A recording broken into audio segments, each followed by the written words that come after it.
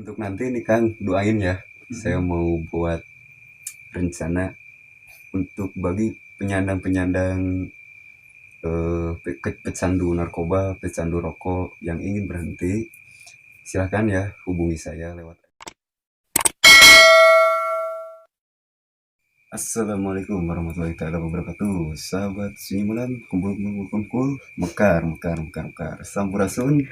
Alhamdulillah wa syukurillah di malam hari ini Akang Draga sudah sampai di kediaman senior Akang Draga, yaitu di kediaman Kang Gentar Alam. Beliau salah satu senior sekaligus saya anggap guru saya sendiri ya, karena beliau ini dari dulu sampai sekarang saya amati sangat mantap ya. Kalau dari segi keagamaannya itu saya sudah tidak ragu. Nah, jadi ini bukan pujian Kang, bukan pujian. Jadi ini saya takut. Enggak. Jadi ini untuk memperkenalkan gitu ya kepada sahabat-sahabat sunyi malam. Iya. Karena kan mereka juga pasti penasaran siapa nih senior saya yang selanjutnya gitu, siapa nih guru saya yang selanjutnya gitu. Banyak gurunya berarti ya. Alhamdulillah. Jadi gampang mang ya kalau lihat channel sunyi malam ini, gampang mang. Kalian jangan risau. Jadi Kang Gentar ya, mohon maaf diganggu nih atas waktunya ya. Ya, apa-apa. Mohon maaf karena saya ingin sekali gitu ya membuat suatu edukasi kepada sahabat-sahabat sunyi malam. Karena kan saya itu kan kalau konten ya, saya suka ke mistis-mistisan terus. Waduh. Ya. Kang Gentar juga gaib berarti ya. Kang Gentar juga tahu lah. Jadi saya mau bikin sesuatu kajian yang berfaedah lah gitu ya. Karena goib juga sih berfaedah ya Kang ya. Cuman harus dikasih sedikit inilah masukan-masukan karena sahabat sunyi malam ini takut salah cerna. Iya. Boleh kan Kang ya? Boleh. Ya dalam hal gaib boleh, tergantung kitanya sih ya. Semua ilmu itu bisa kita cari, tergantung kita membawanya ya. Membawa ke jalan kemana. Contoh kecil kayak misalkan Kang Draga nih nyari ilmu ya, atau mencari ilmu. Nah, ilmu itu bisa jadi baik, bisa jadi buruk, tergantung akan Draganya yang bisa membawanya ya. Kalau misalkan ilmu yang baik harus dibawa ke jalan yang baik. Kalau misalkan ada ya, misalkan ilmu yang buruk, nggak ada sih ilmu yang buruk sebenarnya. Ilmu itu semua baik, kitanya yang buruk ya. Itu saya yang kitanya yang buruk gitu. Agak jempol sama Kang Gentar Alam ini dari segi ininya gitu, pembahasan dan penyampaiannya itu iya, sangat berarti bagi saya gitu.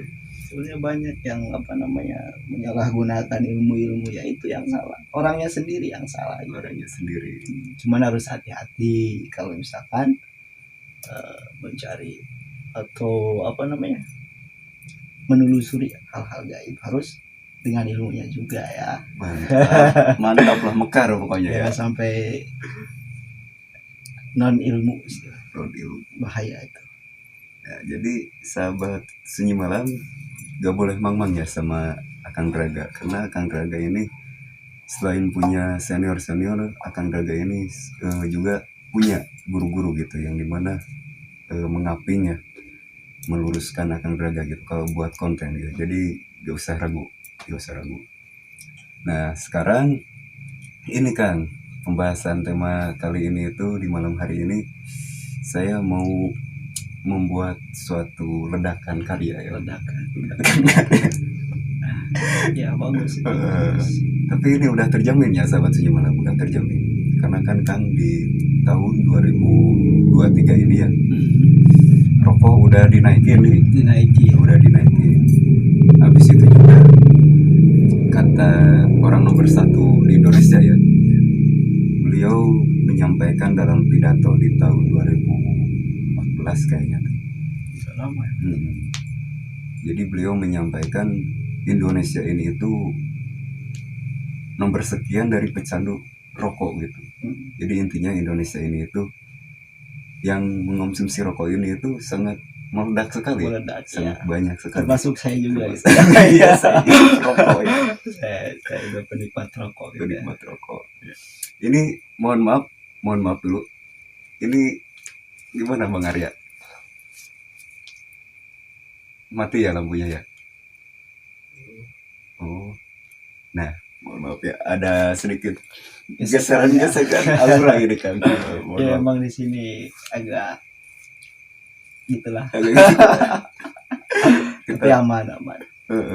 aman ya. Duh, udah lama saya nggak kesini lagi, ada gesekan aura ke lampu gitu ya. Jadi kita lanjut lagi ya obrolannya. Kan rokok mau dinaikin tuh tahun 2014 ya Kang ya, dari pidato beliau. Dan terjadi sekarang itu di tahun 2023. Nah, selain itu juga kemarin ada pidato lagi ya, gak tahu itu tanggal berapa lupa. Cuman di dalam penyampaian pidatonya yang saya ingat, rokok gak bisa diketeng. Rokok gak bisa diketeng. Nah, di situ tapi khusus rokok yang gak bisa diketeng itu dikhususkan yaitu gudang garam filter ya. Oh, mohon maaf saya sensor ya. Saya sensor. Rokok A dan rokok B yang gak bisa gitu. Yang gak bisa.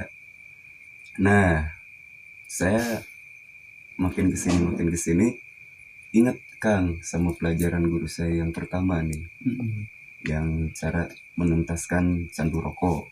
Karena kan dulu saya waktu di tahun 2016 saya belajar pencak silat, saya dikasih ramuan yang dimana itu manfaatnya untuk menghilangkan dahak ya, selain itu memanjangkan pernapasan gitu. Jadi di dalam segi campuran ramuan itu ada terdapat madu kan, ada terdapat madu.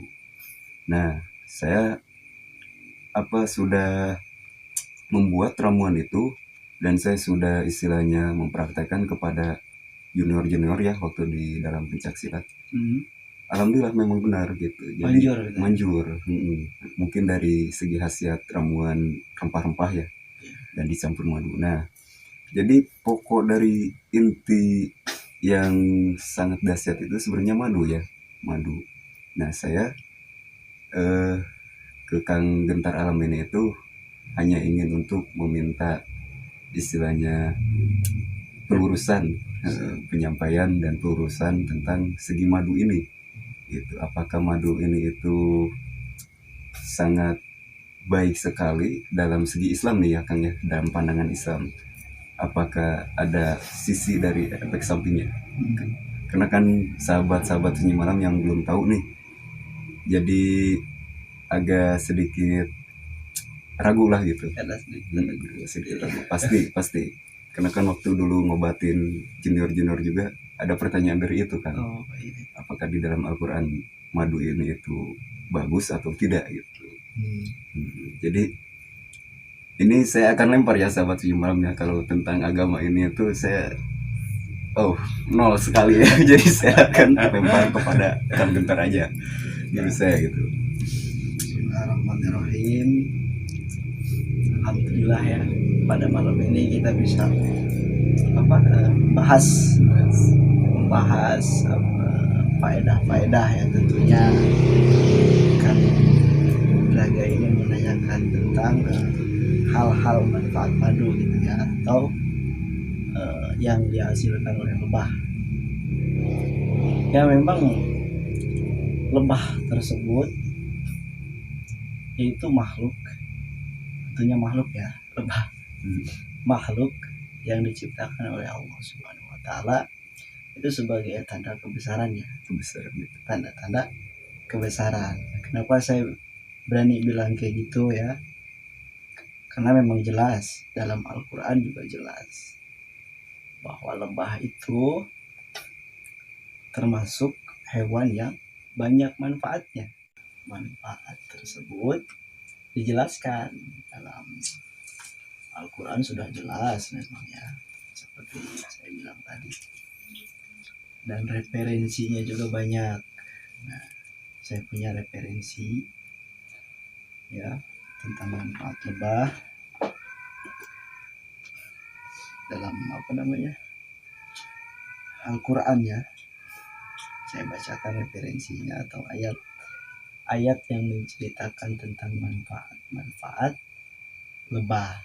Nah, kalau misalkan bagi siapa saja nih ya yang mau mengulik, ngambil pelajaran, ada dari surat An-Nahl dimulai dari ayat 65 sampai 81. Oh, bukan 81, 83. Nah, itu segi-segi pelajaran yang dapat diambil dari kehidupan alam semesta ya. Cuman yang kita mau bahas malam ini yaitu manfaat-manfaat lebah. Bener atau enggak lebah itu ada dalam Al-Quran kayak gitu ya. Iya. Nah, dari surat An-Nahl ini jelas dalam kata An-Nahl tersebut mempunyai arti. An-Nahl itu artinya lebah. Lebah. Nah, kalau misalkan ingin mempelajari atau mencari referensi, bener gak sih lebah itu ada dalam Al-Quran? Lihat aja di surah An-Nahl ya. Saya bacakan ayat tentang lebah. Nah, ayat tentang lebah saya bacakan dari mulai ayat 68 ya. 68. A'udzu billahi minasyaitonir rajim. Bismillahirrahmanirrahim. Wa auha rabbuka ila nahli an takhidhi minal jibali buyuta wa minasyajari wa mimma ya'rishun. Nah, terusannya summa kulli min kulli samarati fasluki subula rabbika zulula yakhruju min butuniha syarabun mukhtalifun alwanuhu fi shifa'un linnas inna fi zalika laayatin liqaumin yatafakkarun. Nah, maaf ya saya tidak menggunakan lagam ya, kayak misalkan lagam nahwan, lagam bayati, lagam dan lagam-lagam lainnya. Karena kalau misalkan dalam segi pembahasan gitu ya, emang saya nggak pakai lagam. Tapi tidak lari dari aturannya tidak lari. Karena kalau misalkan pakai lagam nahwan, pakai lagam bayati itu kayak misalkan orang-orang yang lagi kori gitu ya. Yang lagi kori baru itu pakai lagam. Nah, itu yang artinya dan Tuhanmu mewahyukan kepada lebah, buatlah sarang-sarang di bukit-bukit, di pohon-pohon kayu dan tempat-tempat yang dibikin manusia. Itu dari ayat pertama. Nah, yang artinya lebah tersebut diperintahkan oleh Allah Subhanahu wa taala untuk membuat sarang atau untuk bersarang di tempat-tempat dan di pohon-pohon ya, pohon-pohon kayu yang berdekatan dengan manusia. Ya, supaya apa sih? Pertanyaannya kan gitu. Supaya apa sih kok kenapa disuruh di tempat-tempat kayak gitu? Nah, disuruh berdekatan dengan manusia supaya manusia bisa memanfaatkan khasiat yang dikeluarkan dari lebah tersebut, yaitu madu ya, tentunya madunya. Ya kalau misalkan lebah disuruh berjauhan dengan manusia ya sulit buat kita manfaatkan lebah tersebut ya. Sulit kan. Bener-bener sulit. Nah, makanya lebah tersebut diperintahkan oleh Allah Subhanahu wa taala membuat sarang-sarang di bukit-bukit, di pohon-pohon kayu yang bisa dihinggap oleh manusia lah. Kayak gitu. Nah, terus kemudian makanlah dari tiap-tiap buah-buahan dan tempuhlah jalan Tuhanmu yang telah dimudahkan bagimu. Dari perut lebah itu keluar minuman atau madu yang bermacam-macam warnanya. Di dalamnya terdapat obat yang menyembuhkan bagi manusia Sesungguhnya pada yang demikian itu benar-benar terdapat sebagian dari tanda-tanda kebesarannya Allah Subhanahu wa taala. Nah, ini sudah jelas bahwa lembah tersebut terdapat sebuah madu, bermacam-macam madu. Ada yang madu hitam ya, ada yang madu agak kekuningan, itu memang macam-macam warna lebah emang kayak gitu. Nah, jadi sudah jelas ada dalam ayat Al-Qur'annya juga bahwa lebah tersebut salah satu makhluk spesial ya, makhluk istimewa ya. Kenapa bisa dibilang kayak gitu? Karena memang dijelaskan dalam ayat Al-Quran tersebut banyak manfaat-manfaatnya. Nah, kita sebagai manusia harus bisa mengambil manfaatnya, mengambil khasiat-khasiat lebahnya, karena di dalam lebah tersebut terdapat madu, dan madu tersebut bisa menjadikan obat berbagai penyakit. Benar Kang, benar itu. Jadi mohon maaf ya Kang dipotong ya, dari segi ilmunya. Jadi memang benar ya kata Kang Gentar Alam, karena beliau juga melihat dari Al-Quran. Memang sahabat selain bisa menuntaskan candu rokok, bisa juga buat narkoba Kang, bisa untuk berhenti narkoba ya. Bisa juga istilahnya kita yang meriang bisa disembuhkan, benar gitu Kang.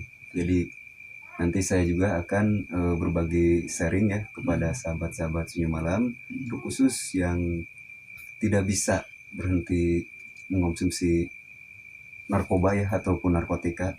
Silahkan sharing-sharing bersama saya. Tenang, saya bukan cepu. Saya bukan cepu, tenang. Lanjut Kang. Nah, jadi di dalam lebah tersebut memang sudah jelas ya, di Al-Quran memang begitu menceritakan tentang khasiat-khasiat lebahnya. Juga yang artinya kalau misalkan kita mengonsumsi madu nih, jadi kita ini diibaratkan punya apotek ya. Kenapa bisa dibilang apotek? Karena bahasanya dalam madu tersebut itu bisa menyembuhkan berbagai macam-macam penyakit. Artinya satu obat bisa menyembuhkan berbagai penyakit, satu apotek. Masya Allah sekali ya. Ini ya. Ya, jadi dibuatkan punya apotek lah kalau misalkan kita mengonsumsi madu. Misalkan punya penyakit ini, ya solusinya madu. Gitu ya. Karena sesuai dalam Al-Quran juga itu bisa dijadikan obat bagi orang-orang yang mempunyai penyakit. Tetap ya, kalau misalkan soal kesembuhan, yaitu kesembuhannya oleh Allah Subhanahu wa taala, disembuhkan oleh Allah Subhanahu wa taala. Cuman ini mah secara khasiat manfaatnya atau syariatnya, kita harus mengkonsumsi madu, banyak khasiat-khasiatnya. Tapi misalkan ingin sehat.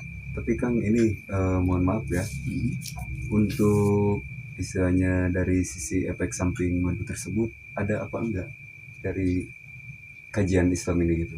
Ya, kalau menurut saya sih efek samping dari madu ya mungkin kalau misalkan sering mengonsumsi madu, kantong kita akan kering gitu ya. Karena emang madu emang salah satu harganya lumayan juga gitu ya. Madu tersebut karena banyak khasiatnya, itu bisa mengeringkan pada kantong efeknya. Itu ya. Kalau dalam efek-efek yang lain tentunya tidak ada madu ya. Karena tidak ada di dalam Al-Quran juga ya, tidak ada efek-efek samping terkecuali mungkin berlebihan. Kalau mual-mual gitu ya. Sebel lah gitu.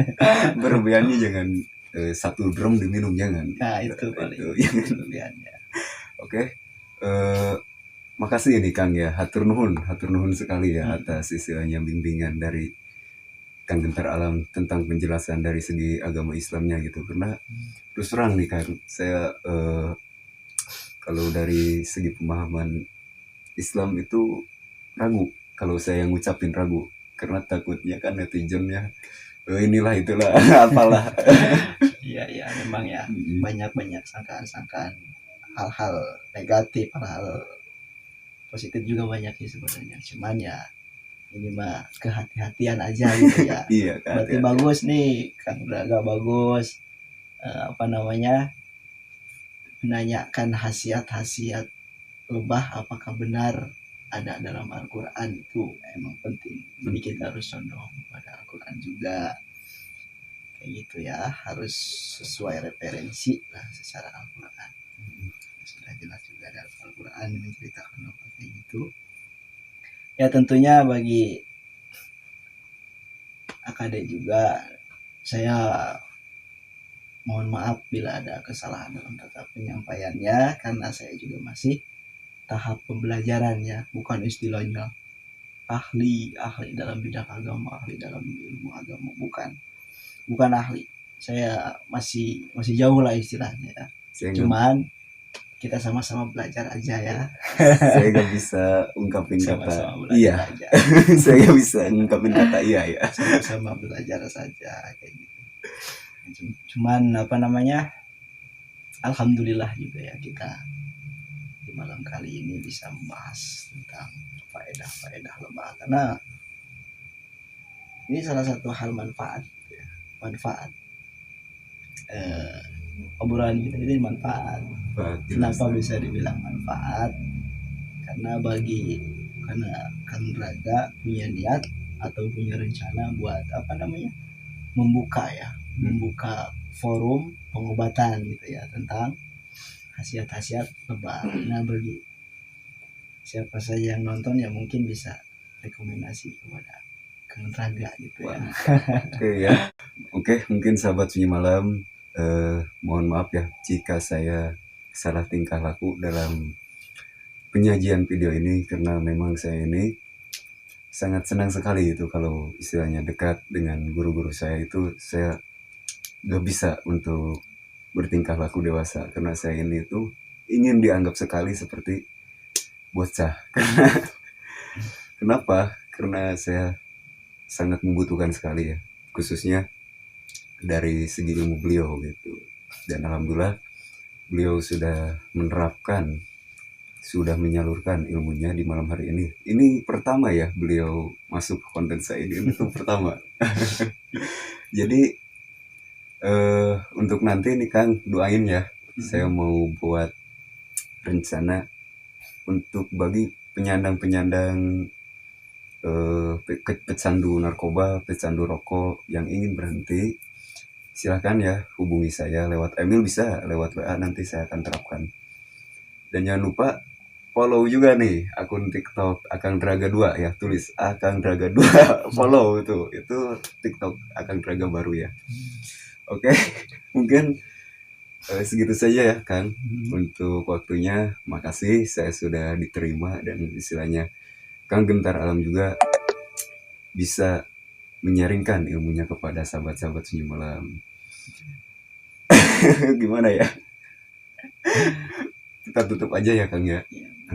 Dan saya pribadi minta maaf kepada penonton jika ada kesalahan dalam tata ucapannya, karena saya masih tahap belajar juga. Cuman ini istilahnya kita sharing gitu ya, muzakarah lah istilahnya, mengingat-ingat ilmu, karena banyak gitu ya yang apa namanya, melupakan begitu saja tentang tentunya khasiat-khasiat lebah dan apakah benar ada dalam Al-Quran, karena bahasanya juga yang tadi itu kaum yatafakarun, bagi kaum yang mau berpikir gitu.